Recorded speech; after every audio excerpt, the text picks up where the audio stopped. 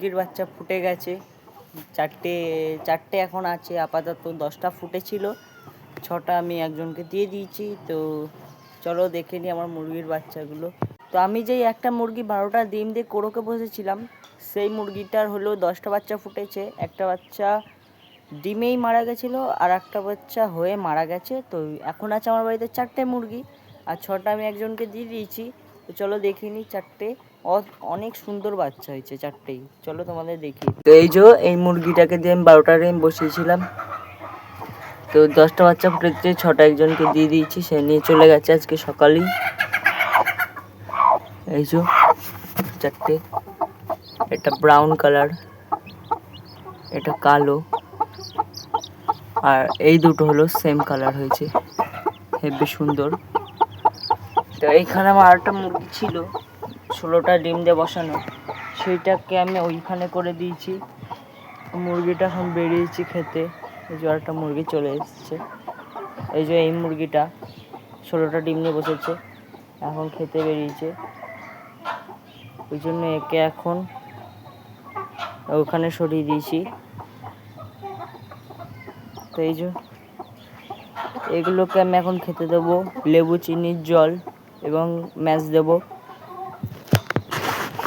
এটাই খাবার দেবো, এটাই জল দেবো। এমন পাত্রতে মুরগির বাচ্চাকে জল বা খাবার দেওয়া খুব ভালো, খাবার নষ্টও হয় না, মুরগির গা ভিজে যায় না। এগুলোই দেওয়ার চেষ্টা করবে, না থাকলে বাটিতে দেবে, কোনো সমস্যা নেই। আমার কাছে যেহেতু আছে, আমি এগুলোতে এখন জল আর খাবারটা দিয়ে দেবো। আমি কিন্তু জল ও খাবার নিয়ে নিয়েছি। এটা কিন্তু একদম বেবি ফিড ম্যাশ। তো ওর মা ম্যাশ খায় না, এবার দেখি বাচ্চাগুলো ম্যাশ খায় কি না। ওর মা খায় চাল। আর এই যে জলটা, জলের মধ্যে আমি নুন চিনির জল দিয়েছি, নুন লেবুর জল। তো দিয়ে দিই, দেখি ম্যাশটা খায় নাকি, নাহলে আবার চালই দিতে হবে। এই যে দিয়ে দিয়েছি মুরগির খাবারটা। এই যে মুরগিটা দেখি বাচ্চাদের খাওয়ায় কিনা।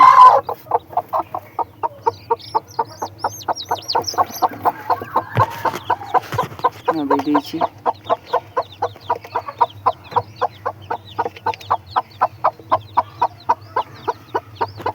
এই যে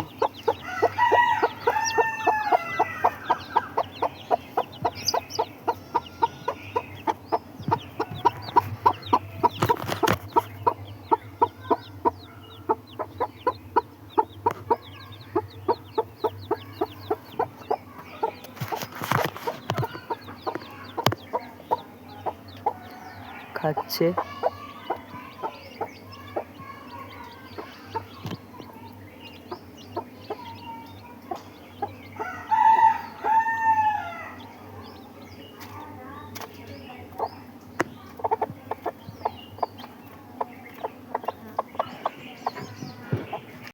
তো আজকের ভিডিওটা এতটাই ছিল। এরপরে মুরগির লড়াই দেখাবো, আর আমাদের এখানে একটা ফার্মে নিয়ে যাব, সেইখানে দেখাবো। নেক্সট ভিডিওতে ওইগুলো আসবে। চলো টাটা।